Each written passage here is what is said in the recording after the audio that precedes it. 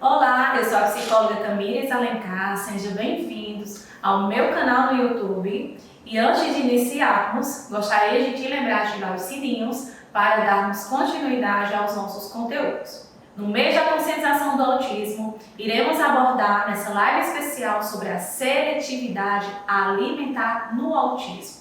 E como convidada especial, eu trouxe hoje a Camila Caroline, que é nutricionista materno-infantil. Seja bem-vinda, Camila. Obrigada pelo convite. É sempre bom ter essa parceria com você, Tamires. Muito obrigada. Então, eu irei fazer algumas perguntas que geralmente ocorrem no meu consultório em relação a crianças e adolescentes que têm a hipótese e têm também o diagnóstico do transtorno do espectro autista.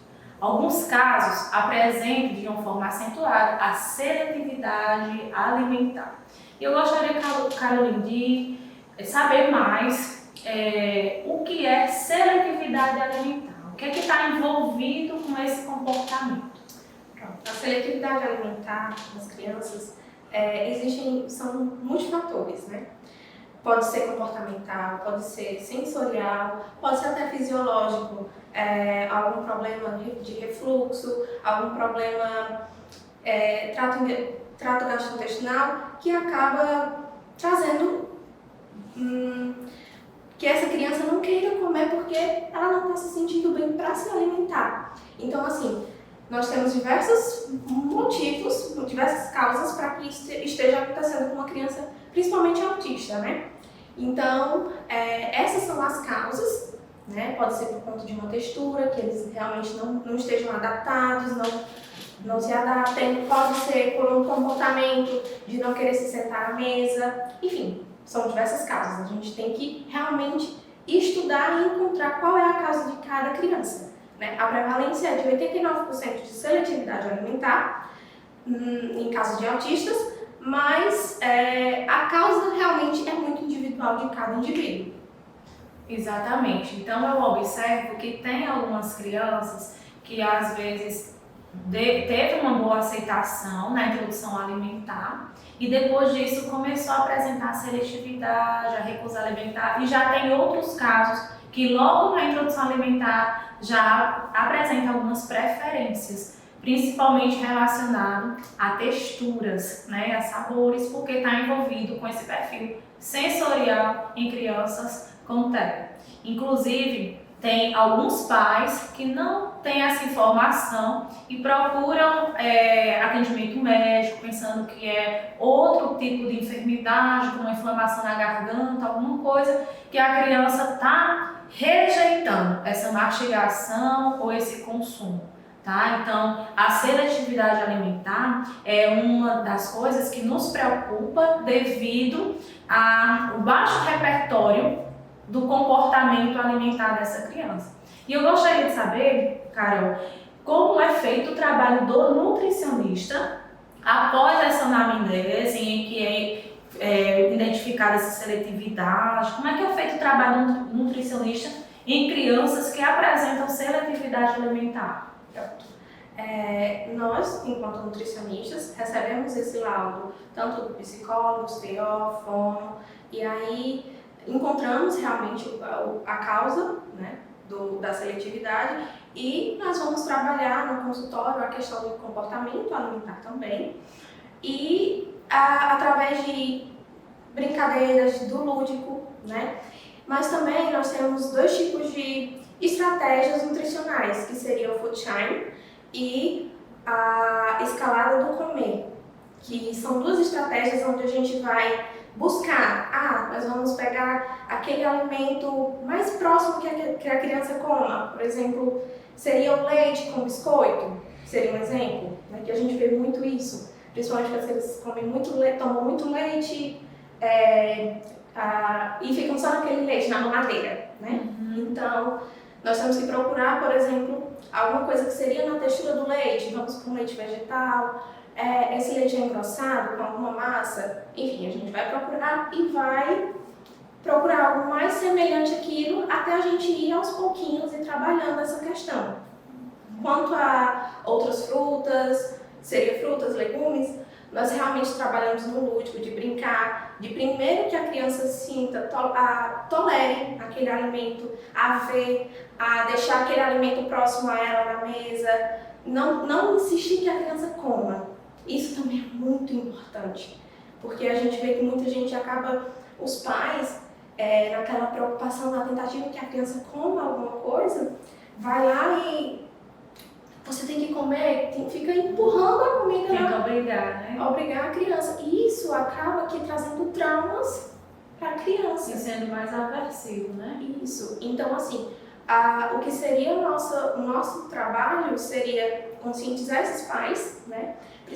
Não só nessa questão, mas nos hábitos alimentares dos pais. Se eles querem que a criança coma aquele determinado alimento, eles comem também. Então, é um jogo de cintura que nós temos que entrar em consenso com a família, né? E outra questão... Isso é muito importante. Só dando uma pausa, eu me lembrei também que a questão da seletividade, muitas vezes é por cores. Como assim? Por exemplo, a criança que só come o leite branco, puro, aí o arroz branco, a tapioca, a clara do ovo, ou seja, são alimentos brancos, né? Então, como ela falou, existe a importância da conscientização dos pais sobre essas estratégias, sobre como lidar com a criança em casa, esse comportamento, né? Para não se tornar algo agressivo, autoritário, aversivo, e a criança vem apresentar uma recusa alimentar mais importante e possa adquirir novos hábitos alimentares. E dessa maneira, os pais também fazem algumas mudanças, adaptações no cardápio da família, né? Assim? Isso. Então, como é que os pais podem fazer essas mudanças? Esse cardápio, como é que eles são orientados para fazer em casa, né? Essa estimulação? Então, de início, nós não trabalhamos com um cardápio tão bonito, tão adequado nutricionalmente, porque infelizmente a gente sabe que a criança não irá comer. Então, o nosso trabalho realmente é que a terapia nutricional seja feita em casa e no consultório. Em casa, através das atividades que seria feito junto com o nutricionista, né, combinado com o nutricionista em relação a quê? Em realmente, nós vamos escolher determinados alimentos para que essa criança inicie a adaptação, né? Então, nós vamos trabalhando essa questão de deixar o alimento realmente perto, de deixar de brincar, de cortar o alimento, de fazer receitas com os pais.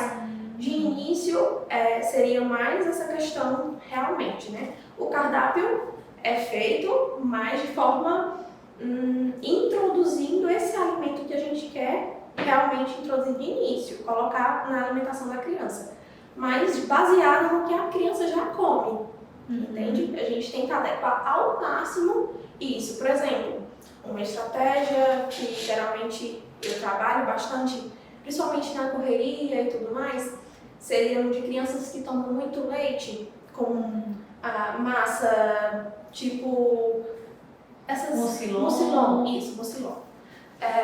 De ir adicionando um pouco de aveia, entende? Porque essas crianças, elas são constipadas e isso já traz um resultado muito bom, entende? Já é uma qualidade nutricional que a gente está trazendo. Pouquinha, confesso, mas já é bom, entende? Porque isso já vai resolver um pouquinho a questão intestinal, ou um psíquico também. Enfim, a gente vai adicionando algumas coisas no cardápio dessa criança no dia a dia dela. Entende? E tem algum suplemento, alguma coisa que também possa ser inserido futuramente nesse cardápio para estar suprindo as necessidades de vitaminas? Como é que é feito? Então, por ser crianças seletivas, a gente observa muito a questão da desbiose intestinal, a gente observa crianças que podem ter alguma deficiência muscular, por exemplo, pode ter problemas no mastigar, problemas na garganta, porque tem pouco músculo, né? E aí isso acaba prejudicando, né, a mastigação. Tudo isso é avaliado, o que é que aquela criança realmente está sentindo. né? A questão da anamnese serve para isso, a gente avaliar. Vamos suplementar aqui alguma fonte proteica, vamos suplementar aqui alguma fonte de zinco, de ferro, que existe muito, né, a deficiência. Então, a gente faz o exame para avaliar, os exames bioquímicos, avaliar se realmente há essa a baixa de zinco, de ferro e magnésio, né? São 3 suplementos, são 3 minerais que a gente tem bastante, né? Essa baixa no autismo. E aí a gente trabalha essa questão.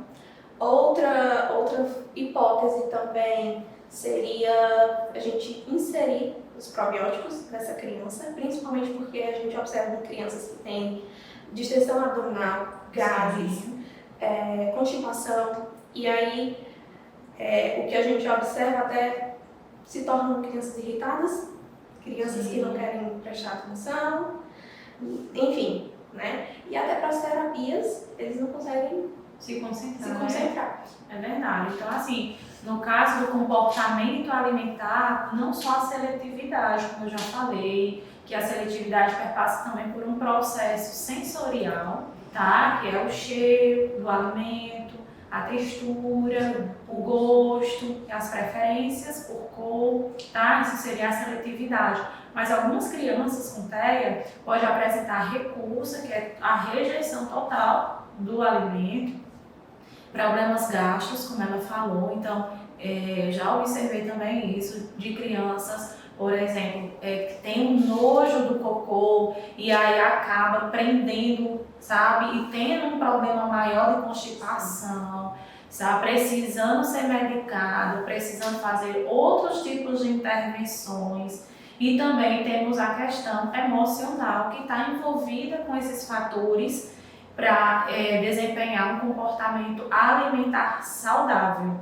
Então, quando tudo isso acontece, ou seja, um conjunto de fatores, aí nós observamos a ansiedade, a irritabilidade, a falta de concentração, tá? Então, como ela já adiantou, algumas crianças, elas precisam dessa intervenção, né, com a nutricionista, para que a gente obtenha um resultado mais satisfatório e os próprios pais comecem a lidar de uma outra forma em casa, tá? Porque todo esse comportamento alimentar trazem prejuízos para a criança e para o desenvolvimento dela, tá certo?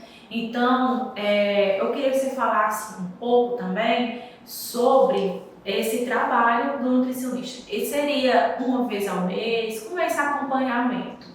Então, o acompanhamento nutricional, nesse caso de seletividade, se torna muito pouco esse acompanhamento mensal. Então, ver a carência, né, de que seja realmente semanal, de início, porque nós vamos trabalhando essa questão de, vamos inserir X alimento, certo? Então, esse alimento a gente vai trabalhar como?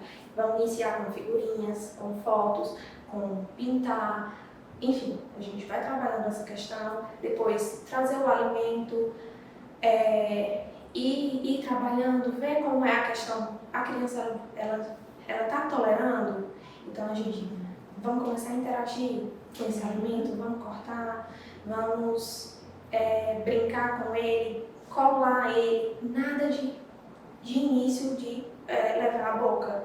O comer se torna o último passo, né, da escalada do comer. E aí a gente vai trabalhando essa questão semana a semana.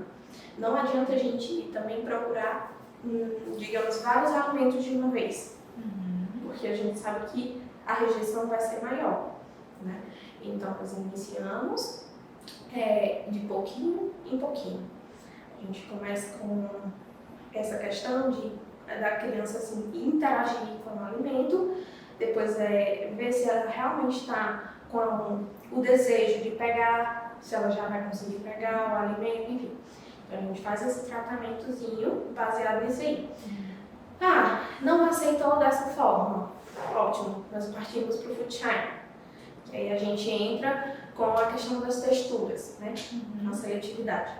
Que entra, por exemplo, a criança ela não tem aceitabilidade com uma macaxeira, né? Molinha. Mas se ela já tem uma aceitabilidade com chips, batata chips, então a gente pode ir para macaxeira em formato de chips. Entende? Vai adaptando, né? Isso, a gente vai adaptando a forma que a criança gosta, né?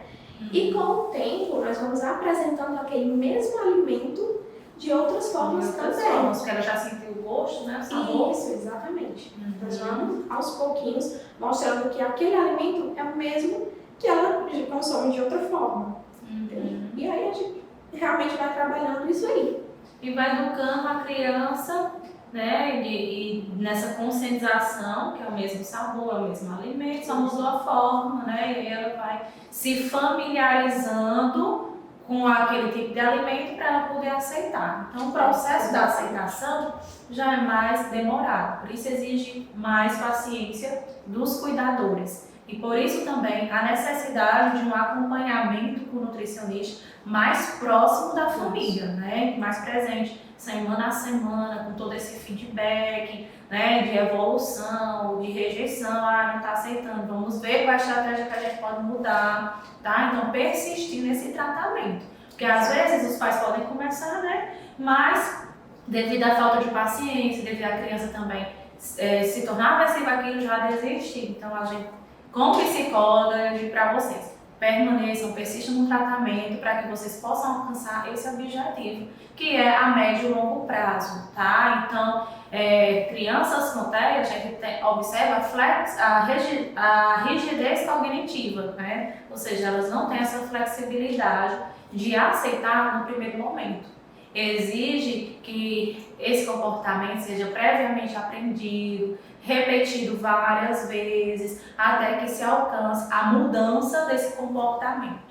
Outra coisa que nós observamos também em crianças com TEA é a compulsão alimentar. Muitas delas apresentam sobrepeso e até obesidade em comorbidade ao autismo, né? Então a compulsão ela está envolvida também com aspectos de ansiedade e impulsividade. Nesses casos, exige uma diferença nessa estratégia, nesse cardápio? É outro tipo de orientação? Como é que é feito? Então, nós trabalhamos com outro tipo de orientação, já não entra mais com essa estratégia da seletividade, certo? Entramos realmente com o cardápio, com a atividade de educação alimentar. Também não é fácil, não é algo que a gente consegue do dia para a noite, mas é algo que a gente vai trabalhar essa questão da reeducação alimentar, mostrar realmente o quanto essa criança precisa mudar os seus hábitos, né?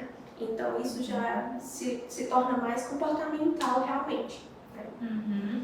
Exatamente, porque algumas crianças e adolescentes com TEA, devido à rigidez de rotina, então esse comportamento alimentar está envolvido com essa rigidez de rotina. Ou seja, a criança quer sempre ingerir os mesmos alimentos diariamente, quer comer sempre as mesmas coisas. Só que se esses hábitos não forem saudáveis, por exemplo, quer tomar Coca-Cola todos os dias, ou então no lanche tem que acompanhar a Coca-Cola, ou no almoço tem que acompanhar a Coca-Cola. Então nós vamos ter aí uma incidência do sobrepeso devido ao excesso de açúcar, né? Então entendemos que isso é um comportamento alimentar do aspecto sensorial também, por essa seletividade, por essa rigidez, por esse comportamento repetitivo, mas também temos que observar enquanto profissional que não são hábitos saudáveis, mas que para existir essa mudança ela não pode ser brusca assim, sabe? A criança ser privada de forma imediata, porque aí vai desenvolver outros tipos de comportamento, já que os hábitos da criança já estão familiarizados com esses sabores. Então é por isso que existe um passo a passo. Então a anamnese com a nutricionista é importante porque ela vai coletar informações dos hábitos da família também, né? Os repertórios alimentares da criança, se a criança tem alergia a algum tipo de nutriente ou até ao leite, como no caso da APLV, ou se ela tem algum outro tipo de reação, né, quando é inserido os alimentos, e a associação com a obesidade, com a desnutrição, enfim, são várias coisas que devem ser analisadas em uma equipe multidisciplinar para que venha obter um resultado satisfatório, né, um ganho satisfatório, inclusive nas crianças pré-escolares, né, que estão na fase da adaptação com a escola, e muitas das escolas ainda não têm essa assistência com uma nutricionista lá no ambiente escolar. Mas as crianças com TEA iniciam também essa vida acadêmica e precisa desse suporte, né, para elaborar um lanche para levar para a escola. Como é que acontece também esse trabalho? Terceirizado, né, pelos pais que têm o nutricionista do seu filho. Como é que acontece essa orientação de lanche escolar para crianças com autismo? A gente pode trabalhar através dessa forma e enviar um lanche realmente que seria mais parecido com o que ele já come, né? Uhum. Sempre é baseado nisso. Que aí a gente pode, o exemplo da Coca-Cola, nós poderíamos ir aos poucos pedindo para, vamos levar a Coca Zero para a escola, vamos diminuir a questão do açúcar. E aí, se a criança se adaptar a essa questão, a gente pode ir para um outro lado. Vamos para água com gás, com alguma fruta, com suco de uva, enfim, ir procurando alguma estratégia assim e montar algum lanche realmente mais parecido com aquela realidade. Né? Deve ser mais desafiador, né? Porque a criança já está em contato com outro ambiente, né? Outro contexto, cria outros coleguinhas também se alimentando, né? E aí os pais não estão ali por perto para poder incentivar essa alimentação saudável, né? Então, como eu falei, devido a essa questão da rotina, quando passa a ser rotina esses novos hábitos, aí já é uma questão mais tranquila que para os pais e os professores lidarem com isso. Então é importante ressaltar também a importância desse trabalho da nutricionista junto com o terapeuta ocupacional, que também estimula essa questão da modulação sensorial, tá certo? Então, como é que acontece o seu trabalho em equipe interdisciplinar? Alguma orientação também para os profissionais? Geralmente, acabo entrando em contato com a terapeuta ocupacional daquela criança para que eu possa entender realmente, porque eu preciso realmente do laudo, de alguma informação do que realmente ela está trabalhando e a gente possa trabalhar em conjunto nos dois lados, né? Ela já está trabalhando a questão sensorial de determinados alimentos, de frutas, enfim. Então, eu busco para o consultório também, para que eu possa estar trabalhando junto com ela de forma simultânea. Isso é muito importante também, né? Então, o que acontece nas terapias também em casa e vice-versa, né? Para que a criança possa ter o contato direto com aquele tipo de alimento, né? Possa estar visualizando isso diariamente, né? Então, eu quero lhe agradecer pela sua participação, Camila. Também quero comunicar a vocês que estão nos assistindo que ela atende no meu consultório aos sábados pela manhã, está à disposição de vocês. Aqui embaixo vocês podem acompanhar as redes sociais dela, pode seguir ela no Instagram, tá? Para mais dicas e informações sobre os conteúdos, tá bom? Muito obrigada, Camila, muito obrigada a todos. Obrigada também. Até mais, gente. Tchau.